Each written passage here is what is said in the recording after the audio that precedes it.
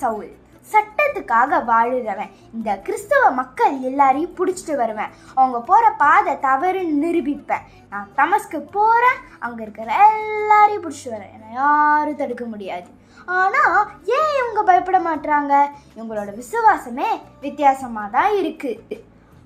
என்ன ஒலி இது? என்னால் பார்க்க முடியலையே.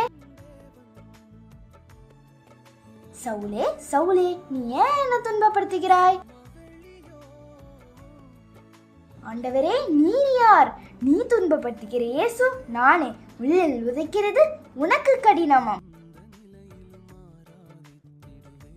ஆனா உங்களையா துன்புறுத்திட்டேனா?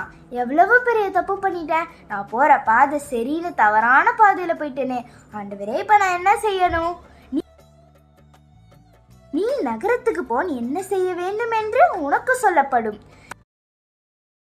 இடம் வேணா இருளா இருக்கலாம், ஆனா இப்ப என் உள்ளம் வெளிச்சமா இருக்கு.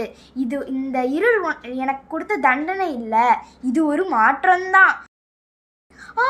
என்ன என்னால பார்க்க முடியுது? என்ன ஒரு அதிசயம்! நன்றி ஆண்டவரே. இனிமே நான் பழைய சவுல் இல்ல, பவுல். எனக்கு என்னதான் துன்பம் வந்தாலும் என்னதான் கஷ்டம் வந்தாலும் ஆண்டவரோட அன்பை சொல்லாம இருக்க மாட்டேன். ஆண்டவரே, என்னை மாற்றினது உங்க கிருபை.